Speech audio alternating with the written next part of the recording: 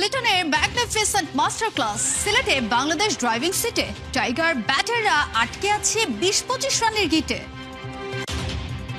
মিরপুর কিংবা রাওয়ালপিন্ডি নয়, সিলেটের সেঞ্চুরি স্পেশাল। দ্বিতীয় দিনে বোলারদের কাঁধে দায়িত্ব, নইলে অবস্থা বেহাল। একদিনেই যাবে না সব হিসেব করা। তামিম লম্বা রেসের ঘোড়া, মানছেন নির্বাচকরা। অস্ট্রেলিয়ার টেস্ট নিয়ে কেন এত রোমাঞ্চিত ওরা? বিপদে মেলে বন্ধুর পরিচয়। যুদ্ধের ময়দানে চৌকস যোদ্ধার। সিলেটে পাকিস্তানের বিপক্ষে দলের ঘোর বিপদে সেঞ্চুরি করে বড় পুঁজি জোগাড় করেছে লিটন কুমার দাস। লিটন শতক করলেও শান্ত মুশফিকরা পারেননি বড় ইনিংস খেলতে। তাই প্রথম ইনিংসে টোটালটাও হয়ে গেছে কম। আগে ব্যাট করে ৩০০ ছুঁতে না পারাটাই কি পিছিয়ে দিয়েছে টাইগারদের? ফরম্যাটটা যখন টেস্ট আর প্রতিপক্ষ পাকিস্তান, তখন লিটন দাসের যেন পোয়া বারো। রাওয়ালপিন্ডি থেকে সিলেট, দলের বিপদে লিটনই আসেন এগিয়ে। হাফ ডজন শতকের মাইলস্টোন আর দলের পুঁজি দুটোই পেয়েছেন সিলেটে। কিন্তু ৩০০ ছুঁতে না পারাটাই কি টাইগারদের দিয়েছে পিছিয়ে? অভিষেকটা নিজের মতো করে রাঙাতে পারেননি তানজিদ তামিম। জয়, মুশফিক, শান্ত মিলেও সামাল দিতে পারেননি প্রথম সেশনটা। টাইগারদের এই পতনে একটু একটু করে ফিকে হচ্ছিল মিরপুরে বাংলাদেশের দারুণ ব্যাটিংটা। কিন্তু এই দলটা যে একটু ভিন্ন মেধাতে আছে তার প্রমাণ দিলেন লিটন দাস। শান্তরা ফিরে গেলেও পাকিস্তানি বোলারদের বিপক্ষে একাই করেছেন দাপুটে ব্যাটিং, আর তাতে মিলেছে পাকিস্তানের বিপক্ষে তৃতীয় শতক।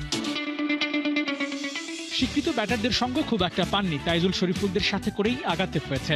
টেলেন্ডাররাও এখানে নিজেদের রোলটা প্লে করেছেন ঠিকঠাক। এক তাইজুলই তো লিটনের সাথে ৬০ রানের জুটি করে দিয়ে গেছেন।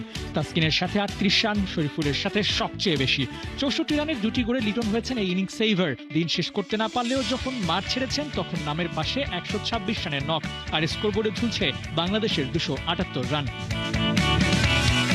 সিলেটের গ্রাসিভ উইকেটের ফায়দা পেসাররা নিয়েছেনই বটে। খুররাম শেহজাদের ৪ উইকেট, মোহাম্মদ আব্বাসের ৩, হাসান আলীও পেয়েছেন কোটা ২। পাকিস্তানের বোলাররা মিরপুরের বাজে বোলিংকে পাশ কাটিয়ে সিলেটে ঠিকই কামব্যাক করেছে। ব্যাটাররাও যদি ফর্মে ফেরে তাহলে প্রথম ইনিংসে বাংলাদেশের করা ২৭৮ রান খুব একটা বড় টোটাল হবে না পাকিস্তানের জন্য। উইকেটের সুবিধা খুররামরা নিলেন নাহিদ রানা, তাসকিনদের জন্য হওয়ার কথা শোনায় সোহাগা। স্পোর্টিং পিচ পেলে ওরা তো একটু বেশি এগ্রেসিভ হয়ে ওঠেন। প্রথম টেস্টের মতো ঝলক দেখাতে পারলে বাবরদের জন্য কঠিন হবে রানাদের বোলিং সামলানো। পাকিস্তানের বিপক্ষে ম্যাচ হয় হার জিতের আলাপটাও হয় জমিয়ে। তবে প্রতিপক্ষ হিসেবে লিটন এই দলটাকে পেলে একটু বেশি খুশি হন কিনা কে জানে। সিলেটের পিচে কঠিনকে জয় করলেন লিটন কুমার দাস। মিরপুর রাওয়ালপিন্ডির চেয়েও সিলেটের সেঞ্চুরিটাকে এগিয়ে রাখছেন। ধন্যবাদ দিলেন টেল এন্ডারদের। প্রত্যাশা করছেন দ্বিতীয় দিনে জ্বলে উঠবে বাংলার বোলিং ইউনিট। অনেক টেনশনে ছিলাম, বিশেষ করে যখন শরীফুলের পায়ে লাগছে। লিওনার্দো দা ভিঞ্চির সাথে যাকে অনেকেই তুলনা করে। লিওনার্দো দা ভিঞ্চি বিখ্যাত একটা ছবি এঁকেছিলেন তার তুলির আঁচড়ে মোনালিসা।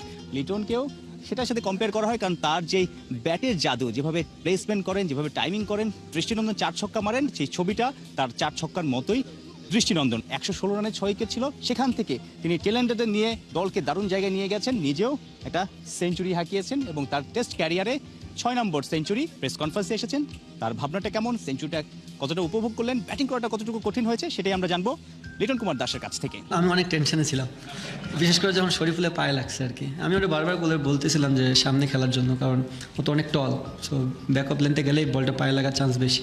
বাট ও খুবই ভালো সাপোর্ট দিয়েছে। পার্টিকুলার ইনিংসটাতে সেঞ্চুরির থেকে বড় জিনিস যে আমাদের টেলে যারাই ব্যাটিং করছে, তাইজুল ভাই, তাসকিন, শরীফুল, এই ৩ জন ব্যাটসম্যানে অনেকগুলো বল খেলেছে, যেটা একটা বিগ টোটাল। দেখেন স্বাভাবিক তারা তো রান করবে না, রান তো আমাকেই করতে হবে, যে ব্যাটসম্যান হিসেবে রান করার দায়িত্বটাও আমার।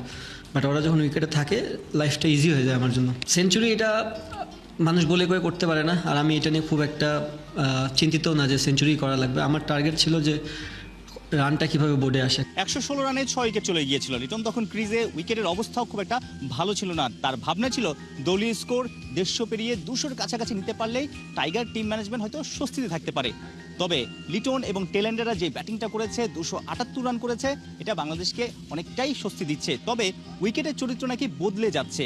উইকেটের চরিত্র যদি দ্বিতীয় দিনে ব্যাটিং ফেভারেবল হয়ে যায় তবে বাংলাদেশ চাপে পড়বে, কোন লক্ষ্যে আগাবে। সকালবেলা যদি আবার ওয়েদারটা একটু মেঘলা থাকে, আমরা যদি আবার বোলিং করি, সো ওই 10টা ওভার ভেরি ইম্পর্টেন্ট। ওখান থেকে যদি ১-২টো উইকেট নিতে পারি তারাও ব্যাকফুটে পড়বে। তো মেন জিনিস হচ্ছে বলারদের লম্বা টাইম ধরে বল করতে হবে এবং ভালো জায়গায় বল করতে হবে। একটা প্লাস পয়েন্ট হচ্ছে যে আউটফিল্ডটা খুবই স্লো, বল অনেক জোরে মারা লাগে বাউন্ডারি হওয়ার জন্য, এটা একটা পজিটিভ সাইন। বাট বলারদের দায়িত্ব নিতে হবে, কারণ সকালের যে উইকেট ছিল সে সাপে যায় উইকেটটা আরও বেটার হয়ে গেছে। তো বলারদের অ্যাকুরেসি আরও ভালো হওয়া উচিত।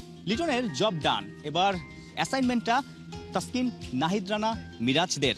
মিরপুরে এই বোলাররা ভেলকি দেখিয়েছে, স্পিন পেস পাকিস্তানরা পাত্তাই পায়নি টাইগার বোলিং অ্যাটাকের সামনে। সিলেটেও একই অবস্থা দেখতে চাচ্ছে সবাই, কারণ বাংলাদেশ 300-র নিচে অল আউট হয়েছে। পাকিস্তান যদি প্রথম ইনিংসেই বাংলাদেশের রানটা টপকে ভালো লিড পায়, সেক্ষেত্রে কিন্তু এই টেস্টে টাইগারদের ফেরাটা কঠিন হবে। মাশরাফি, সাকিব কিংবা তামিম, বাংলাদেশের সর্বকালের সেরা ক্যাপ্টেন লিটন দাস নিজের মুখে এমন কথা বলেছেন টি-20 কাপ্তান। বিসিবির পেজে এক পডকাস্টে দেওয়া সাক্ষাৎকার প্রকাশের দিনই সিলেটে টেস্টে 100 লিটনের। আত্মবিশ্বাস কাকে বলে টি-20 কাপ্তান দেখিয়ে দিলেন একেবারে। কিন্তু ক্যাপ্টেন হিসেবে সত্যি কি লিটন সবার সেরা? বাংলাদেশের সর্বকালের সেরা ক্যাপ্টেন কে, সেই প্রশ্নে প্রথম অপশনেই লিটনের দুর্দান্ত এক স্ট্রেট ড্রাইভ আপনাকে নিশ্চয়ই অবাক করেছে। সাকিব না, লিটন নিজেকেই সেরা বললেন। বাংলার সর্বকালের সেরা ক্যাপ্টেনের প্রশ্নে তামিম ইকবালের নামটাও লিটন কেটে দিলেন অকপটে। যে কেউই এমন কনফিডেন্সের তারিফ করবে। কিন্তু যখন মাশরাফিকে বাদ দিয়ে লিটন নিজেকে সেরা ক্যাপ্টেন বলবেন, নিশ্চয়ই বাড়াবাড়ি মনে হবে আপনার কাছে। লিটন নিজেও কন্ট্রোভার্সি হবে জেনে নিজের মনের কথাটাই বলেছেন সাহস নিয়ে। ভিডিওটা প্রকাশের দিনে ঠিক একই রকম কনফিডেন্সে সেঞ্চুরি হাঁকালেন সিলেট টেস্টে। তবে কি বিতর্ক আড়াল করতে? না, 2026 সালে লিটন নিজেকে এভাবেই দেখতে চেয়েছে। প্লেয়ার বলেন, লিডার বলেন, বা যেটাই বলতে পারেন, অ্যাজ এ ক্যাপ্টেন হিসেবে টার্গেট তো সবসময় পারফর্ম করা। কিছু সময় পেরেছি, কিছু সময় পারিনি। সো আমার মনে হয় 26 সালে যদি ওই জিনিসগুলো, যেই জায়গাগুলো ফেলিয়ার ছিলাম, ওই জায়গাগুলো যদি পূরণ করতে পারি, তাহলে আমার জন্য ভালো হবে। পডকাস্টে বলা লিটনের সেই পোস্টে 19,000 হাহা রিয়েক্ট। যারা হাহা দিয়েছেন তাদের পরিসংখ্যানটাও জানা দরকার। স্ট্যাট বলছে লিটন মিথ্যে বলেননি। সাকিব, রিয়াদ, মাশরাফি না, লিটনই বাংলাদেশের সর্বকালের সেরা টি-20 ক্যাপ্টেন। যারা 10-এর অধিক ম্যাচে ক্যাপ্টেন্সি করেছেন, তাদের মধ্যে সবচেয়ে বেশি লিটনের জয়ের হার। টেস্টে অবশ্য লিটন ক্যাপ্টেন্সি করেছেন মাত্র একবারই, সেখানে জয়ের হার শতভাগ। ওয়ানডেতে 7 ম্যাচে ক্যাপ্টেন্সি করা লিটনের জয়ের পার্সেন্টেজ 42%। পরিসংখ্যানে এই ফরম্যাটে মাশরাফি সর্বকালের সেরা। তবে ক্যাপ্টেন লিটন নিশ্চয়ই সবার ভালোটাই নিজের মধ্যে নিতে চান। মেধাবীর ভিতর না ভাগ থাকে। কেউ আছে যে নিজেরটা কম বুঝে, অন্যেরটা বেশি বুঝে, আবার কেউ আছে নিজের জিনিসটা খুব ভালো বুঝে। তো আমার কাছে মনে হয় ওরকম দিক দিয়ে গেলে তো, যেমন সাকিব ভাই একটা ফুল প্যাকেজ ছিল, যে উনি গেমটা অনেক তাড়াতাড়ি রিড করতে পারতো এবং আগ্রাসী ক্রিকেটার ছিল, যে কিনা বুঝতো। মাশরাফি ভাই আন্ডারও খেলেছি, উনিও কাইন্ড অফ ওই টাইপের, যে উনি বুঝতে পারতো, যে উনি অনেক গ্যাম্বলিং করতো গেমের ভেতর।